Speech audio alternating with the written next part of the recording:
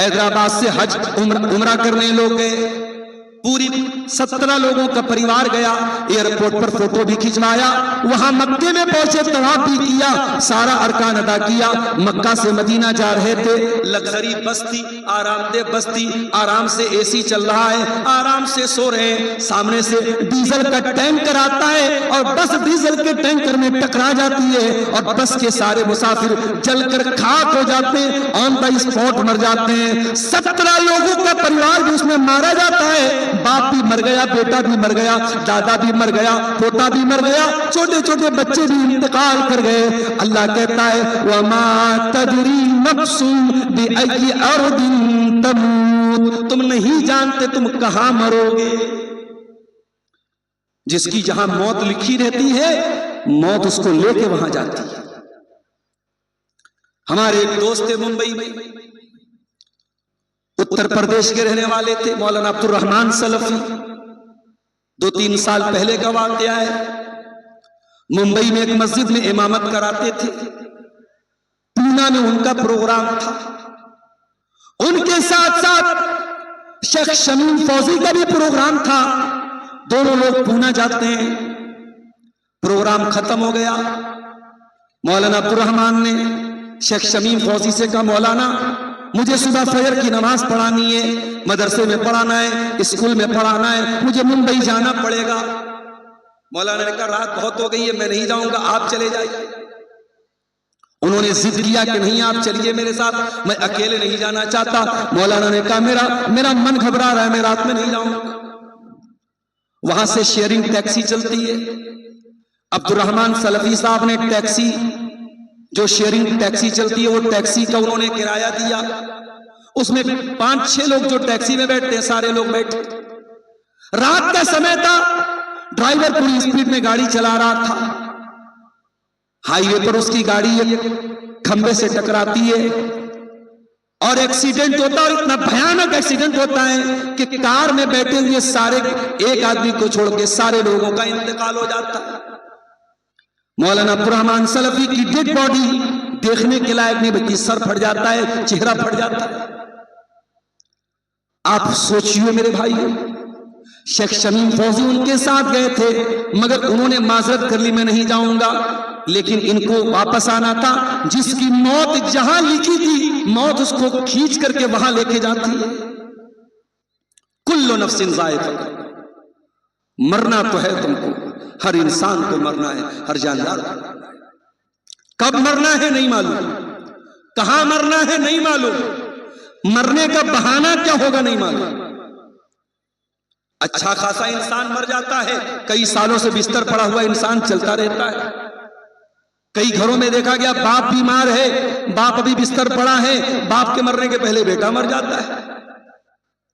اسی کٹیہار میں ایک جگہ ایک گاؤں میں لوگوں نے بتایا چھوٹا بچہ تھا، ہائی وے پر کھیل رہا تھا، گاڑی آئی اس کو ایکسیڈنٹ کر گئی، بچہ ان کا اسپاٹ مر گیا۔ تو موت کو اس سے کوئی مطلب نہیں ہے۔ آپ کے ماں باپ آپ کے جانے کے بعد کتنا روئیں گے، آپ کی بیوی کا کیا ہوگا، آپ کے بچوں کا کیا ہوگا، آپ کے بزنس کا کیا ہوگا، آپ کی نوکری کس کو ملے گی، آپ کی کمی کس کو کھلے گی، موت کو اس سے کوئی مطلب نہیں۔ کل نفس ذائقۃ الموت، ہر نفس کو موت کا مزہ چکھنا ہے، لیکن اے میرے بندو کہیں تمہارے دماغ میں یہ غلط فہمی نہ جنم لے لے کہ مرنے کے بعد تو کام ختم ہو جائے گا۔ وما تدری، فرمایا کل نفس ذائقۃ الموت وانما توفون اجورکم یوم القیامہ، تم جو بھی عمل کر کے جاؤ گے، اچھا عمل کرو گے یا برا عمل کرو گے، اس کا پورا پورا بدلہ تم کو قیامت کے دن چکانا پڑے گا۔ نیک عمل کرو گے فمن یعمل مثقال ذرۃ خیرا یرہ، قیامت کے دن اس کو بھی اپنے سامنے دیکھ لو گے، ومن یعمل مثقال ذرۃ شرا یرہ، ذرہ برابر تم نے پاپ کیا ہوگا، گناہ کیا ہوگا، چاہے بند کمرے میں کیا ہو، چاہے ماں باپ کے سامنے کیا ہو، چاہے ماں باپ کی غیر موجودگی میں کیا ہو، چاہے اپنے استاذ کے سامنے کیا ہو، چاہے اپنے استاذ کی غیر موجودگی میں کیا ہو، چاہے لائٹ آن کر کے کیا ہو، چاہے لائٹ آف کر کے کیا ہو، جو بھی تم نے گناہ کیا ہے وہ تمہارے سامنے آئے گا اور قیامت کے دن کو پورا پورا بدلہ دیا جائے گا۔ فَمَنْ زُحْزِحَ عَنِ النَّارِ، اب ذرا غور سے سننا، دلارپور والوں، کامیابی کیا ہے اللہ بیان کر رہا ہے، فمن زوزیا عن النار وادخل الجنت فقد فاز، جو جہنم کی آگ سے بچ جائے گا، ہائے ہائے، جو جہنم کی آگ سے بچ جائے گا اور جو جنت میں چلا جائے گا وہی کامیاب ہونے والا ہے۔ فمن زوزیا عن النار، جس کو جہنم کی آگ سے بچا لیا جائے گا، وہ ادخل الجنت، اور جس کو جنت میں داخل کر دیا جائے گا، فقد فاز، وہی کامیاب ہونے والا ہے۔ اللہ کی قسم میرے بھائیوں، یہ جلسے جو ہو رہے ہیں اور ان جلسوں میں پڑھنے والے چھوٹے چھوٹے بچوں کی تعلیم کے لیے جو آپ سے پیسے لیے جا رہے ہیں، یہ اسی کامیابی کے لیے آپ کو تیار کیا جا رہا ہے، کوئی اور مقصد نہیں ہے۔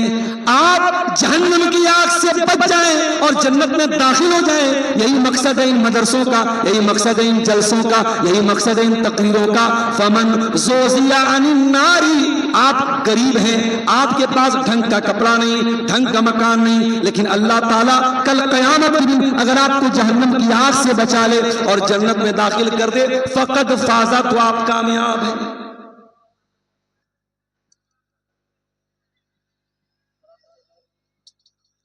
تو کامیابی یہ ہے کہ آپ جہنم سے بچ جائیں اور جنت میں داخل ہو جائیں۔ اب یہ کامیابی ملے گی کیسے؟ میں صرف 8 چیزیں آپ کے سامنے بیان کروں گا، کیونکہ میں ایک سیمت سمے کے لیے آپ کے بیچ میں آیا۔ میں 8 چیزیں بیان کروں گا جو آپ کو کامیاب کریں گی، جو جنت میں لے کے جائیں گی۔ بولو، آپ کوشش کریں گے انشاءاللہ؟ بولیں، پریتن کربین کہ نہ کربین؟ انشاءاللہ۔ لوگ کہتے ہیں مولانا آپ تھوڑا بنگلہ بول دیا کہ جو لوگ خوش ہو جاتے ہیں۔ ہاں، کریں گے انشاءاللہ۔ 8 چیزیں اللہ تعالیٰ نے بیان کی ہے، کہاں؟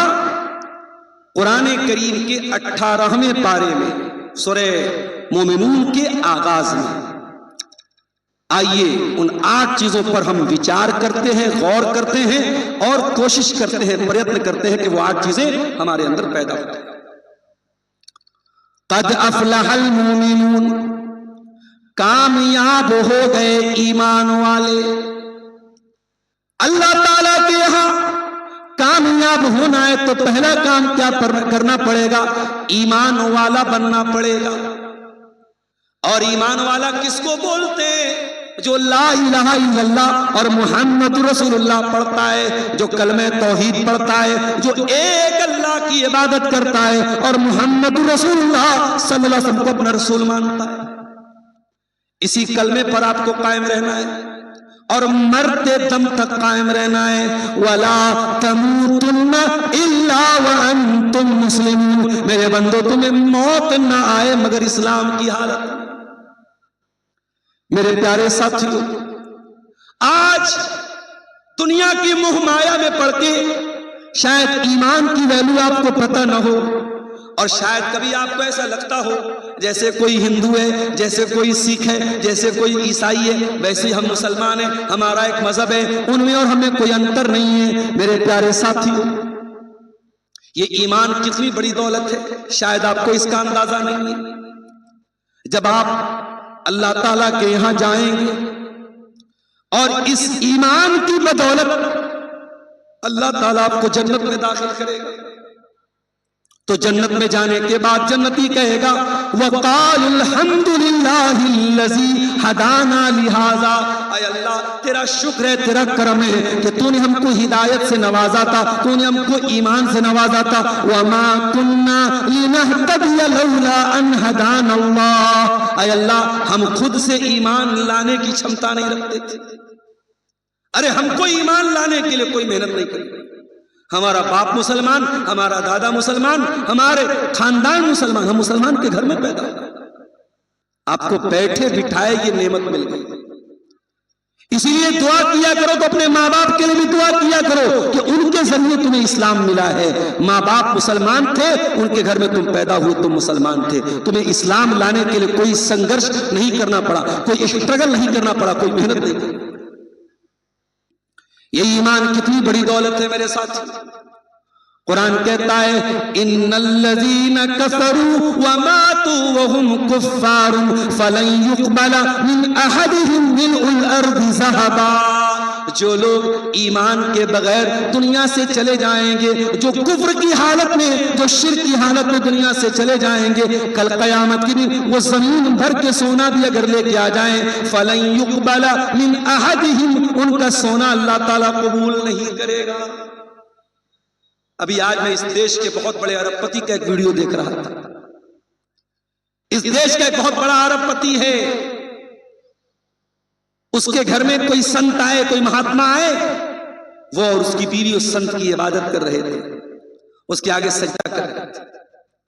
کروڑوں کی دولت ہے، اربوں کی دولت ہے، مگر توحید نہیں ہے، ایمان نہیں ہے۔ میں سمجھتا ہوں اس ارب پتی سے بہتر آپ کے دلار پور کا وہ غریب مسلمان ہے جس کے پاس رہنے کو ایک جھوپڑی ہے، کھانے کو سادہ کھانا ہے، پہننے کو ڈھنگ کا کپڑا نہیں ہے، مگر اس کے پاس ایمان کی دولت ہے۔ قرآن کیا کہتا ہے؟ تم زمین بھر کے سونا بھی لے کے آ جاؤ، تم اس ایمان اگر تمہارے پاس نہیں ہے تو تم جہنم کی آگ سے اپنے آپ کو نہیں بچا سکتے ہو۔ اس لیے میرے بھائیو، ایمان کی رکشا کرو، ایمان کی حفاظت کرو، شرک مت کرو۔ آج معاف کرنا، آپ کے اہل حدیثوں میں بھی اور شیرسابادیوں میں بھی بہت ساری شرکیہ چیزیں آ رہی ہیں۔ آپ کے بچوں میں بھی گندا تعویذ پہنا جانے لگا ہے، آپ کی عورتیں بھی بد عقیدہ لوگوں کے پاس جا کے اپنے جادو کا علاج کرانے لگی ہیں۔ ابھی ایک صاحب نے کل جے نگر میں بتایا، بعض عورتوں کو جنات کا معاملہ ہوتا ہے، جادو کا معاملہ ہوتا ہے، وہ ایسے اوجھا لوگوں کے پاس جاتی ہیں جو شرک کرتے ہیں اور ان عورتوں سے شرک کرواتے ہیں۔ کہیں سانپ کا زہر اتارنے کے لیے کہیں شرکیہ منتر پڑھا جاتا ہے تاکہ سانپ کا زہر اتر جائے۔ وَإِن قُتِلْتَ أَوْ حُرِّقْتَ، اللہ کے پیارے نبی حضرت معاذ بن جبل سے کہتے ہیں، اے معاذ تو اللہ کے ساتھ کبھی شرک مت کرنا، تجھے قتل کر دیا جائے، تجھے جلا دیا جائے، قتل تو ہو جانا، جل کر راکھ ہو جانا، مگر اللہ کے ساتھ کبھی تو شرک مت کرنا۔ توحید کی امانت سینوں میں ہے ہمارے، آسان نہیں مٹانا نام و نشان۔ جب تک توحید ہے آپ کے پاس، کوئی مائی کا لال آپ کا پال پاکا نہیں کر سکتا ہے۔ اس لیے مرتے دم تک اپنے ایمان کی حفاظت کرو۔ میرے ساتھ اپنی بہنوں سے کہنا چاہوں گا، بڑا افسوس ہوتا ہے، کٹیہار کے ایک بھائی بتانے لگے، ایک مسلمان لڑکی کالج میں پڑھتی تھی، اس کے کئی بوائے فرینڈ تھے، اس نے مسلمان لڑکوں سے بھی دوستی کی تھی اور غیر مسلم لڑکوں سے بھی دوستی کی تھی۔ غیر مسلم لڑکوں سے اس کی دوستی تھی، تعلقات تھے، اور وہ مسلمان لڑکی اپنے اسی ایک غیر مسلم عاشق کے ساتھ فرار ہو جاتی ہے اور مرتد ہو جاتی ہے، ایمان کا راستہ چھوڑ دیتی ہے، اسلام کو تیاگ دیتی ہے، چھوڑ دیتی ہے۔ اس سے بڑھ کے افسوس کیا ہو سکتا ہے؟ اور یہ صرف کٹیہار کی کہانی نہیں ہے، یہ کہانی اتر پردیش کے لکھنؤ کی بھی ہے، یہ اتر پردیش کے بریلی کی بھی ہے، یہ اتر پردیش کے بنارس کی بھی ہے، یہ کلکتہ کی بھی ہے، یہ حیدرآباد کی بھی ہے، یہ ممبئی، دیش کے مختلف کونوں سے یہ خبریں ہمارے پاس ہیں۔ مسلمان لڑکیاں باقاعدہ اس سازش کا شکار ہیں، باقاعدہ ایک جال بنایا جا رہا ہے، موبائل کی دکانوں پر مسلمان لڑکیوں کا نمبر لیا جا رہا ہے، فیس بک پر اور سوشل میڈیا پر پورا ایک گروپ موجود ہے جو مسلمان لڑکیوں کو ٹارگٹ کر رہا ہے، جو ان کے ان باکس میں آ کے ان سے چکنی چپڑی باتیں کرتا ہے، پہلے ان سے اسلام کے بارے میں جاننے کی بات کرتا ہے، پھر دھیرے دھیرے اپنے جال میں پھنسا کے ان لڑکیوں کی عزت کے ساتھ کھیلتا ہے، ان کے ایمان کا سودا کرتا ہے، ان کے ایمان سے ان کو نکالتا ہے۔ میری پیاری بہنوں، اللہ کی قسم، اس سے مہنگا کوئی سودا نہیں ہو سکتا۔ دنیا کے پیار اور محبت کے نام پہ اگر کوئی تمہیں اسلام سے نکال دے، اس سے مہنگا کوئی سودا نہیں ہے۔ میری پیاری ماں اور بہنوں، اپنے ایمان کو اتنا حقیر نہ بنانا، اتنا معمولی مت بنانا۔ ارے تم تو سمیہ کی اولاد ہو۔ کون سمیہ؟ جس کے جوان بیٹے کے سامنے ابو جہل نے دھمکی دی تھی، اے سمیہ اگر تو نے اسلام نہیں چھوڑا، اگر تو نے محمد کا دین نہیں چھوڑا، اے سمیہ تیرے جوان بیٹے عمار کے سامنے تجھ کو ننگا کر دیں گے۔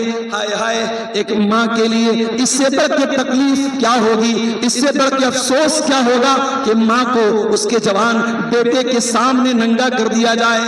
مگر اے سمیہ تیرے ایمان کا کیا کہنا، تیری استقامت کا کیا کہنا، تیرے جذبے کا کیا کہنا؟ سمیہ نے ننگا ہو جانا گوارا کر لیا، دردناک طریقے سے شہید ہو جانا گوارا کر لیا، مگر سمیہ نے اپنے ایمان کا سودا نہ کیا، اپنے دین کا سودا نہ کیا۔ میری پیاری بہنوں، اس ایمان کی حفاظت قد افلح المؤمنون، کامیاب ہو گئے ایمان والے۔ اگر ایمان نہیں ہے تو آپ کامیاب نہیں ہو سکتے، پہلی کنڈیشن ہے ایمان والے بنو۔ اور اے دلار پور کے لوگوں، ایک اور بات کان کھول کے سن لو، اپنے ایمان کے ساتھ ساتھ اپنی آنے والی نسلوں کے ایمان کی بھی چنتا کرو، اپنے بچوں کے ایمان کی بھی چنتا کرو۔ کہیں ایسا نہ ہو روزی روٹی کے چکر میں تم ایسی جگہ اپنے بچوں کو لے جا کے بسا دو جہاں آپ کے بچے مشرک ہو جائیں، شرک کرنے والے ہو جائیں، توحید کو چھوڑ دیں، ایمان کو چھوڑ دیں۔ اپنی آنے والی نسلوں کے ایمان کی بھی چنتا کرو، اپنی بیٹیوں کے ایمان کی بھی فکر کرو، اپنے بیٹوں کے ایمان کی بھی فکر کرو۔ ابراہیم خلیل اللہ اللہ کی بارگاہ میں دعا کرتے ہیں، وَجُنُوبُنِي وَبَنِيَّ أَن نَّعْبُدَ الْأَصْنَامَ، اے اللہ تو مجھے بھی شرک سے بچا اور میرے آنے والے میرے بچوں کو، میری آنے والی نسلوں کو بھی تو شرک سے بچا۔ تو کامیابی کی پہلی سیڑھی کیا ہے؟ ایمان والے۔ اور آگے بڑھیں، الَّذِينَ هُمْ فِي صَلَاتِهِمْ خَاشِعُونَ، کامیاب لوگوں کی دوسری پہچان، جب وہ نماز پڑھتے ہیں اپنی نماز میں وہ کنسنٹریشن کرتے ہیں، فوکس کرتے ہیں، اپنی نماز میں خشوع اور خضوع اختیار کرتے ہیں۔ الذین هم فی صلاتهم خاشعون، وہ اپنی نماز میں اللہ سے ڈرتے ہیں۔ اور ہم لوگ نماز کیسے پڑھتے ہیں؟ علامہ اقبال نے بڑی سچی بات کہی، میں جو سر بسجدہ ہوا کبھی تو زمین سے آنے لگی یہ صدا، میں جو سر بسجدہ ہوا کبھی تو زمین سے آنے لگی صدا، تیرا دل تو ہے صنم آشنا تجھے کیا ملے گا نماز میں۔ نماز میں آج ہمارا دل نہیں لگتا، ہمارا دل کہیں، دماغ کہیں، خیال کہیں۔ اپنی نماز میں خشوع اور خضوع پیدا کرو میرے پیارے سے۔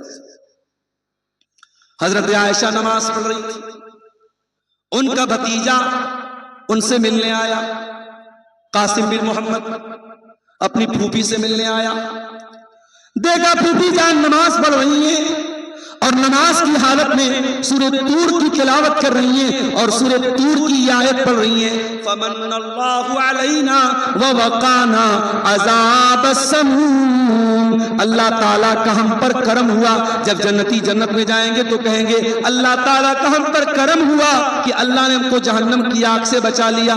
حضرت عائشہ اسی آیت کو پڑھتی چلی جا رہی ہیں، روتی چلی جا رہی ہیں، پڑھتی چلی جا رہی ہیں، روتی چلی جا رہی ہیں۔ ان کا بھتیجا کہتا ہے میں پھوپھی سے ملنے آیا تھا، میں نے دیکھا پھوپھی اسی آیت کو پڑھ رہی ہیں، میں وہاں سے چلا گیا، میں بازار چلا گیا اور بہت دیر کے بعد میں واپس لوٹا، میں کیا دیکھتا ہوں، میں جب واپس آیا میری پھوپھی جان اسی حالت میں نماز میں کھڑی ہیں اور اسی آیت کو پڑھ کے روتی چلی جا رہی ہیں اور دہراتی چلی جا رہی ہیں، فَمَنَّ اللَّهُ عَلَيْنَا وَوَقَانَا عَذَابَ السَّمُومِ۔ ایک ہماری نماز، ہم تو نماز بھی ایسے پڑھتے ہیں جیسے احسان کرتے ہیں۔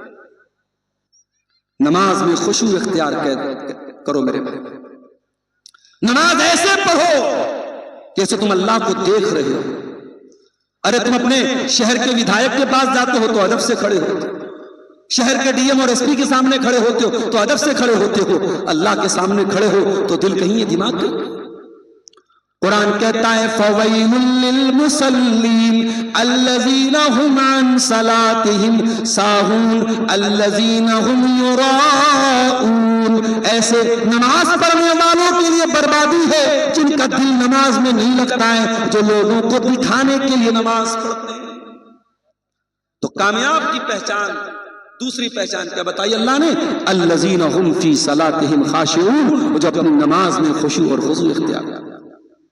اور یہی سے ایک سبق ملا، اگر آپ کی نماز آپ کو بے حیائی سے نہیں روک رہی، اگر آپ نماز پڑھ رہے اور پھر بھی موبائل پر گندا ویڈیو دیکھ رہے ہیں، اگر آپ نماز پڑھ رہے ہیں اور پھر بھی لڑکیوں سے آپ کے ناجائز تعلقات جنم لے رہے ہیں، آپ نماز پڑھ رہے ہیں اور پھر بھی بے حیائی کے کام کر رہے ہیں، اس کا مطلب یہ ہوا کہ آپ کی نماز ورک نہیں کر رہی ہے، کام نہیں کر رہی۔ کیوں؟ کیونکہ نماز اگر صحیح ہوتی تو نماز آپ کو بے حیائی سے روکتی۔ ان الصلاۃ تنہا عن الفحشاء والمنکر، نماز بے حیائی سے روکتی ہے۔ اگر آپ کی نماز بے حیائی سے نہیں روک رہی ہے، اس کا مطلب کہ آپ کی نماز صحیح نہیں ہے، خشوع اور خضوع والی نماز نہیں ہے میرے ساتھ۔ تیسری چیز، والذین هم عن اللغو معرضون، اور کامیاب لوگوں کی تیسری پہچان یہ ہے وہ لغو چیزوں سے بچتے ہیں۔ لغو کس کو بولتے ہیں؟ لغو کا مطلب ہوتا ہے ما لا فائدۃ فیہ من الاقوال والافعال، ہر وہ چیز جو بے فائدہ ہو۔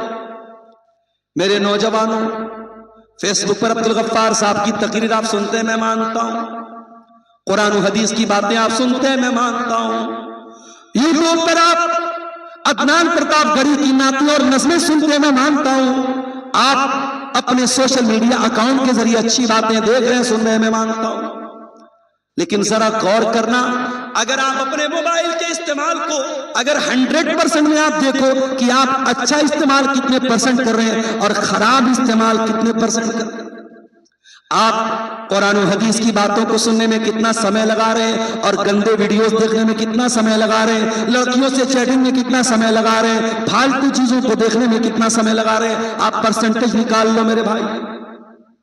اب تو بڑا ترقی کا دور ہے، اب تو موبائل بتا دے گا آپ نے فیس بک کو کتنا ٹائم دیا، آپ نے واٹس ایپ کو کتنا ٹائم دیا، پورا موبائل آپ کا ڈاٹا آپ کو بتا دے گا۔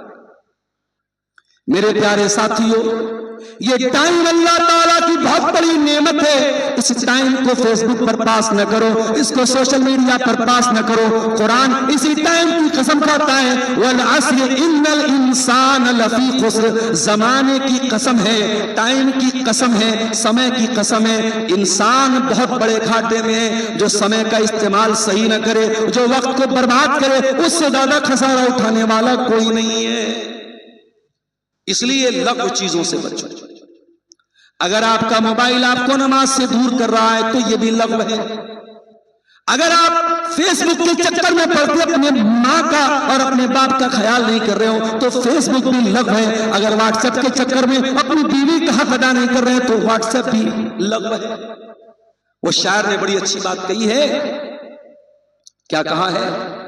اللہ سے کرے دور تو تعلیم بھی فتنہ، اللہ سے کرے دور تو تعلیم بھی فتنہ، اولاد بھی املاک بھی جاگیر بھی فتنہ، ناحق کے لیے اٹھے تو شمشیر بھی فتنہ، شمشیر ہی کیا نعرے تکبیر بھی فتنہ۔ میرے پیارے ساتھیوں، موبائل بہت اہم چیز ہے، سوشل میڈیا بہت ضروری چیز ہے، لیکن اگر آپ کی ڈیوٹی سے آپ کو روک رہا ہے، آپ کے اصل کام سے آپ کو روک رہا ہے، آپ کے بال بچوں کا حق مارا جا رہا ہے، آپ کی بیوی کا حق مارا جا رہا ہے، تو چھوڑ دو ایسا موبائل، چھوڑ دو ایسی چیز۔ ڈاکٹروں نے ریسرچ کیا ہے، اگر 3 دن کے لیے آپ موبائل کو استعمال کرنا بند کر دیں، جو 3 دن آپ موبائل کو دے رہے ہیں، 3 دن آپ کا موبائل استعمال بالکل بند کر دیں، موبائل کو کنارے کر دیں، وہ 3 دن میں آپ کا جو دماغ ہے وہ زیادہ اچھا کام کرتا ہے، دماغ زیادہ کھل جاتا ہے۔ آج موبائل نے ہمارے دماغوں کو پیک کر دیا ہے۔ تو کامیاب ہونا ہے تو لغو چیزوں کو چھوڑو۔ اب لغو میں ساری چیزیں آ گئی۔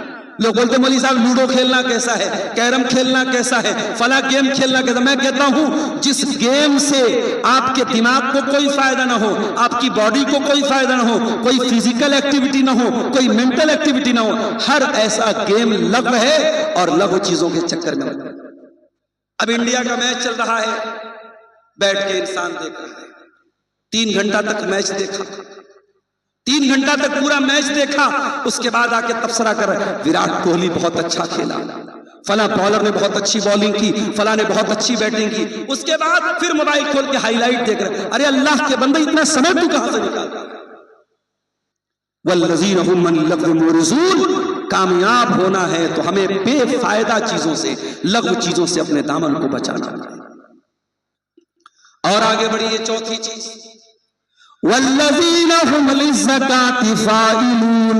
اور کامیاب ہیں وہ لوگ جو اپنے مال کی صحیح زکات نکالتے ہیں. کل جے نگر کے پروگرام میں نے زکات پہ تقریر کی تھی.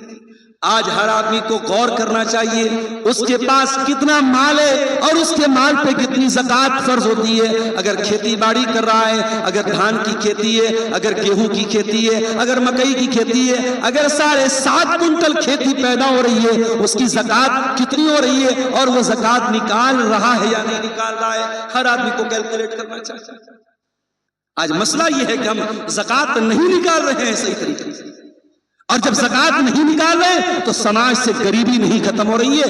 آج آپ دلی چلے جائیں، جامع مسجد کے باہر بھکاریوں کی لمبی لائن لگی رہے گی اور 90% آپ کو مسلمان بھکاری. اسلام غریبی کو ختم کرنے آیا تھا. اسلام نے اسی لیے ہر مالدار کو زکات اس کے اوپر کمپلسری کی ہے کہ اگر آپ کے پاس اتنا مال ہے جس پر زکات فرض ہوتی ہے، آپ کو زکات دینا پڑے گا. اور اگر آپ زکات نہیں دیں گے تو اللہ کے نبی فرماتے ہیں ما لم يمنعوا زکات اموالهم الا منع القطر من السماء. جب کوئی قوم اپنے مال کی زکات نہیں نکالے گی، آسمان سے بارش ہونا بند ہو جائے گی، سوکھا پڑ جائے گا، قحط سالی آ جائے گی، زمین سے اناج پیدا ہونا بند ہو جائے. تو زکات نکالتے ہیں.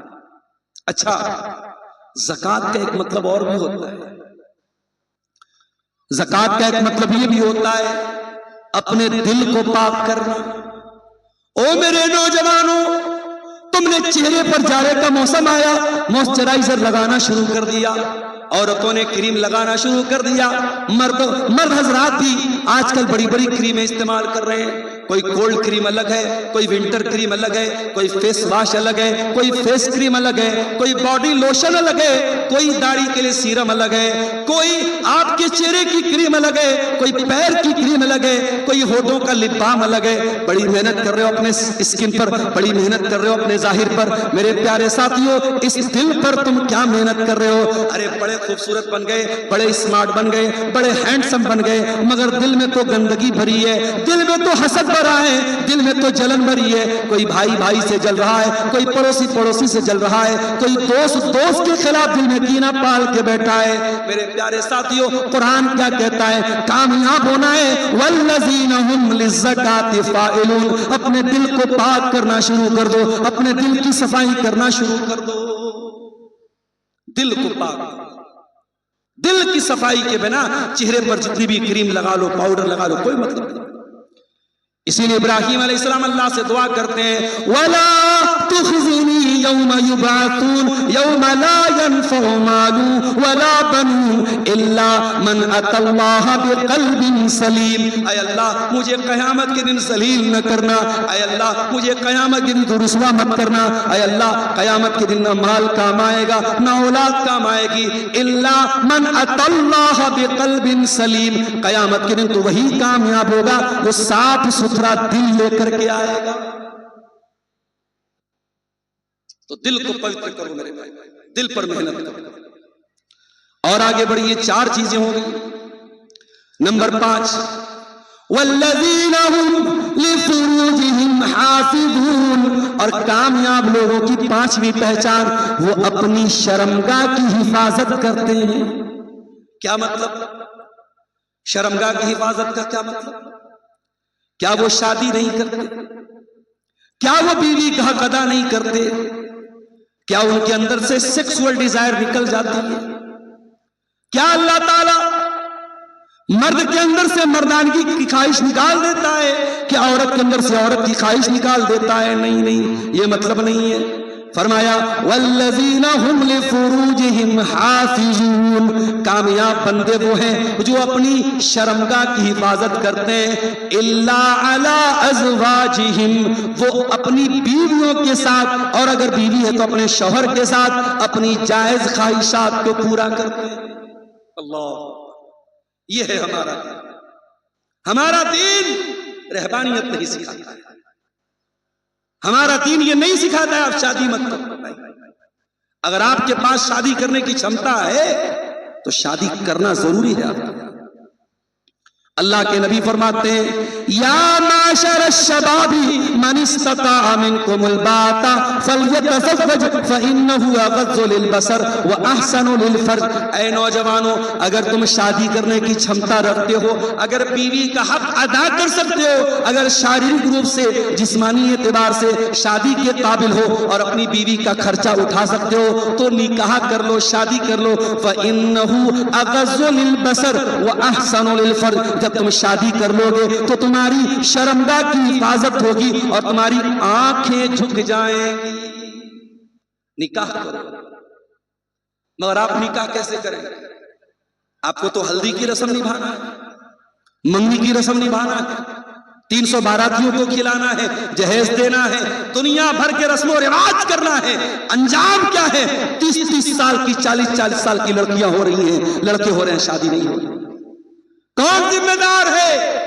ان لڑکیوں کا باپ ذمہ دار ہے، ان لڑکوں کے ماں باپ ذمہ دار. نکاح کو سرل بناؤ، نکاح کو آسان بناؤ، نکاح کو مشکل مت بناؤ. میرے ساتھ یہ دور صحابہ کا دور نہیں ہے، یہ دور 2025 کا دور ہے. 2026 آنے والا ہے. دنیا میں زنا بہت عام ہو رہا ہے، ننگا پن بہت عام ہو رہا ہے. اگر اپنی جوان نسل کو بچانا ہے زنا کاری سے اور بدکاری سے، قرآن کہہ رہا ہے ان کا نکاح کراؤ الا علی ازواجہم، تاکہ انسان، ایک بالغ انسان، ایک جوان انسان اپنی خواہشات کو صحیح طریقے سے پورا کر سکے. اسلام آپ کو رہبانیت نہیں سکھاتا ہے. ایک صحابی تھے، ان کا نام تھا عمرو بن عاص. انہوں نے اپنے بیٹے کی شادی کی. بیٹے کا نام تھا عبداللہ بن عمرو بن عاص. بیٹے کی شادی ہو گئی. بیٹا رات میں تہجد پڑھ رہا ہے، دن میں روزہ رکھ رہا ہے، بیوی کے پاس جاتا ہی نہیں. شادی شدہ عورت اگر سسرال میں ہے اور شوہر اس سے دور ہے تو بیمار پڑ جائے گی. اسی لیے جو لوگ بیوی سے شادی کر کے دبئی بھاگ جاتے ہیں، سعودی بھاگ جاتے ہیں، میں کہتا ہوں بالکل غلط کرتے ہو. بھائی کم پیسہ کماؤ، لیکن شادی ہوگی تو بیوی کو اپنے ساتھ. اور بات آئی ہے تو سن لو، ان مدرسوں کے ٹیچروں کو جو تم فیملی سے دور رکھتے ہو، چلو بھٹانی میں ڈوب مرنا چاہیے. ارے جب تم اپنے مسجد کے امام کے لیے کمرہ بناتے ہو تو ایک فیملی کوارٹر کیوں نہیں بناتے ہو تاکہ وہ امام اپنی فیملی کے ساتھ رہ سکے. معاف کرنا، بہت سی باتیں میں کھل کے بیان نہیں کر سکتا، مگر سماج میں بہت ساری جو گھٹنائیں ہوتی ہیں اس کے ذمہ دار بھی ہم. ان مدرسوں کے ٹیچروں کو فیملی سے کیوں دور رکھا جا رہا ہے؟ ان مسجدوں کے اماموں کو کیوں فیملی سے دور رکھا جا رہا ہے؟ شادی شدہ انسان اپنی بیوی سے دور رہے گا تو بہت سارے مسئلے کھڑے ہوں گے، اور آج مسئلے کھڑے ہو رہے ہیں. اس لیے اللہ کے نبی فرماتے ہیں شادی کرو، شادی کو آسان کرو. اور جب نکاح ہو جائے تو قرآن کیا کہتا ہے؟ لِتَسْكُنُوا إِلَيْهَا، تاکہ میاں بیوی ایک دوسرے سے سکون حاصل کریں. سکون حاصل کریں. زنا کرنے والا کبھی سکون نہیں پائے گا. حرام ریلیشن شپ رکھنے والا، ناجائز تعلقات بنانے والا کبھی سکون نہیں پائے گا. اس کی اچھائیں تو پوری ہو جائیں گی لیکن اللہ تعالیٰ اس کے دل کو کبھی سکون نہیں دے گا. میرے بھائیوں، اگر سکون ہے تو نکاح کے اندر ہے، زنا کے اندر کبھی سکون نہیں ہو سکتا. تو قرآن کیا کہہ رہا ہے؟ کامیاب وہ لوگ ہیں جو اپنی شرمگاہ کی حفاظت کرتے ہیں. میری پیاری ماں بہنوں، اگر آپ کو پردے کا حکم ملا ہے، اسی شرمگاہ کی حفاظت کے لیے ملا ہے. اگر آپ کو یہ حکم دیا گیا ہے کہ بغیر محرم کے سفر مت کرو تو اسی شرمگاہ کی حفاظت کے لیے ملا ہے. اگر بھابھی سے کہا گیا کہ دیور کے ساتھ تنہائی نہ اختیار کرے تو اسی شرمگاہ کی حفاظت کے لیے حکم ملا ہے. اگر سالی سے کہا گیا کہ جیجا کے ساتھ تنہائی اختیار نہ کرے تو اسی شرمگاہ کی حفاظت کے لیے حکم ملا ہے. والذین هم لفروجہم حافظون، کامیاب ہیں وہ لوگ جو اپنی شرمگاہ کی حفاظت کرتے ہیں. الا علی ازواجہم او ما ملکت ایمانہم، ہاں اپنی بیوی کے ساتھ اپنی خواہش پوری کر سکتے ہیں. اور پہلے کے زمانے میں جب غلامی چلتی تھی، غلام ہوتے تھے، لونڈی ہوتی تھی، تو لونڈی کے ساتھ بھی تعلقات بنانا جائز تھا. اب وہ دور ختم، لہذا اس پر بات نہیں کرنا ہے. فمن ابتغى وراء ذلك فاولئک اولئک هم العادون، جو حرام طریقے سے اپنی یہ خواہش پوری کرے گا اللہ تعالیٰ کے وہ باغی بن جائے گا۔ اب یہاں ایک مسئلہ اور یاد رکھنا، ایک انسان شادی شدہ ہے، بیوی کے ساتھ رہتا ہے، بیوی کا حق ادا کرتا ہے، بچوں کا حق ادا کرتا ہے، اس پر بھی اس کو ثواب ملے گا۔ اللہ کے نبی نے فرمایا تم اپنی بیوی کو جو لقمہ کھلاتے ہو اس پر بھی تم کو ثواب ملے گا۔ لہٰذا میرے بھائیوں اپنی بیویوں کے لیے لائل بنو، اپنی بیویوں کے لیے وفادار بنو، اپنی بیویوں کے ساتھ کبھی غداری نہ کرنا۔ کوئی عورت اپنے شوہر کے ساتھ بے وفائی نہ کرے، کوئی مرد اپنی بیوی کے ساتھ بے وفائی نہ کرے۔ اپنے جوڑے کے لیے، اپنے شوہر کے لیے، اپنی بیوی کے لیے لائل بنو، وفادار بنو، اور کہیں اور منہ مارنے کی کوشش مت کرو۔ قرآن کہتا اگر کوئی اور ناجائز طریقہ اپنائے گا وہ اللہ تعالیٰ کے ہاں مجرم مانا جائے گا۔ 5 چیزیں ہو گئی، 3 چیزیں اور بیان کرنی ہیں، اس کے بعد 5-10 منٹ میں تھوڑا سا آپ حضرات سے گزارش کروں گا کہ اس مدرسے کے لیے دارالحدیث نام مدرسہ دارالحدیث، اس مدرسے کے لیے آپ میرے ہاتھ پہ جو لوگ مجھ سے محبت کرتے ہیں، عقیدت رکھتے ہیں، میرے بیانات کو سنتے ہیں اور سیمانچل کے جلسوں میں حاضر ہوتے ہیں، ان سے بڑے ادب سے گزارش کروں گا تقریر ختم کرنے کے بعد کہ وہ آئیں گے اور جو بھی ان کو اس مدرسے کے لیے تعاون کرنا ہے، 1000 10,000 جو بھی ان کو تعاون کرنا ہے میرے ہاتھ پہ کرتے ہوئے جائیں گے۔ میں تقریر ختم کرنے کے بعد 10 منٹ اس مقصد کے لیے آپ کے سامنے بیٹھوں گا، چونکہ مدرسے کے چندے ہی کا پروگرام ہے، آپ اس مقصد کو بھی سامنے رکھیں گے۔ بہت اہم ٹاپک پر بات چل رہی ہے، کامیاب بندوں کی کیا پہچان ہے۔ ہم نے 5 چیزیں آپ کے سامنے بیان کی، ایمان والے، نماز میں خشوع اختیار کرنے والے، لغو چیزوں سے بچنے والے، زکوٰۃ ادا کرنے والے اور اپنی شرمگاہ کی حفاظت کرنے والے۔ اب 3 چیزیں اور بیان کر کے پھر میں آپ سے اجازت لے لوں گا، آپ حضرات کے تعاون کو حاصل کرنے کے بعد میں یہاں سے چلا جاؤں گا۔ والذین هم لأماناتهم، اور کامیاب ہیں وہ لوگ جو امانت میں خیانت نہیں کرتے۔ امانت کا کیا مطلب ہے؟ عبدالغفار صاحب نے آپ سے 1 لاکھ روپیہ آپ نے ان کو دیا کہ مولانا صاحب آپ بڑے اچھے آدمی ہیں، 1 لاکھ روپیہ لے لیجیے اور میں 1 مہینے کے بعد آپ سے واپس لے لوں گا۔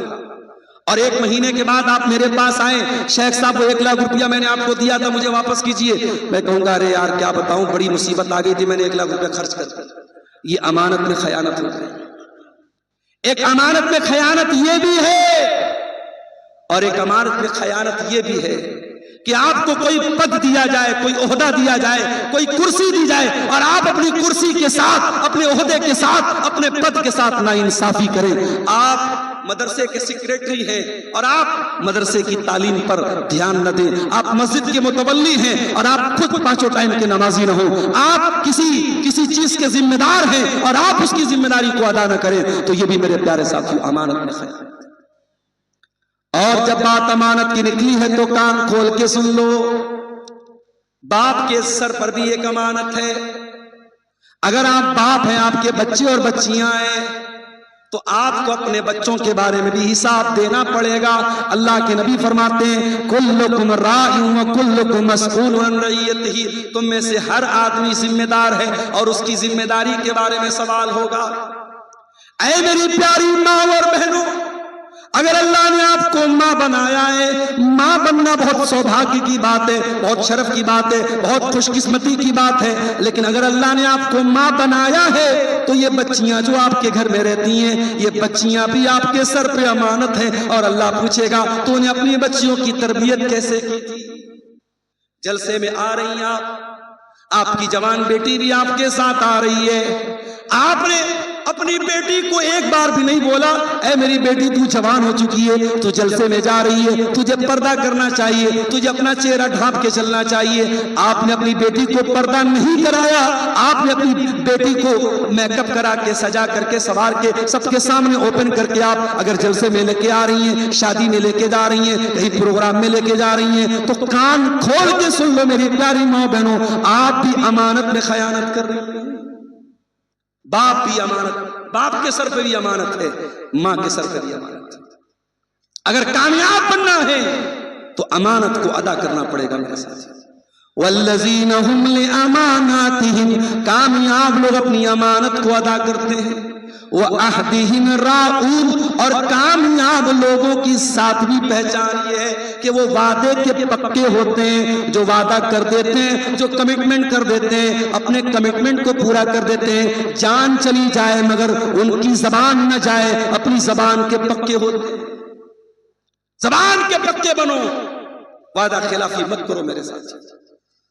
نبی اکرم صحابہ کے ساتھ اسلام کی پہلی لڑائی لڑنے جا رہے ہیں، دشمن کی تعداد 1000 ہے، صحابہ کی تعداد 313 ہے، ایک آدمی کو 3 کا مقابلہ کرنا ہے، ایک کے مقابلے میں 3 لوگ ہیں، 313 کا مقابلہ 1000 سے۔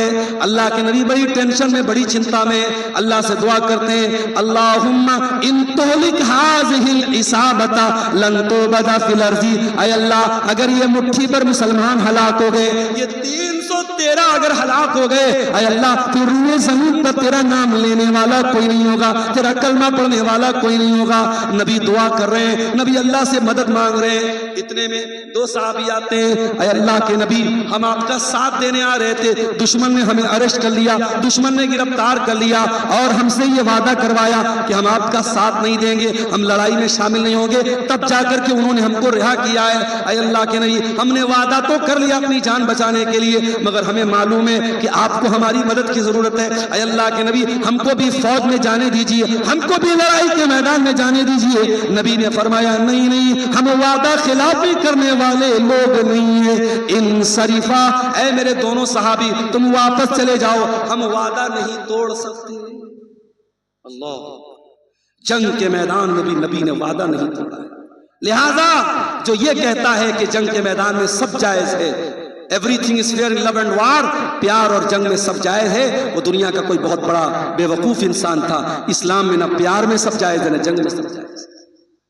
جنگ کے میدان میں بھی آپ کو اس بات کی اجازت نہیں ہے کہ آپ وعدہ خلاف کریں۔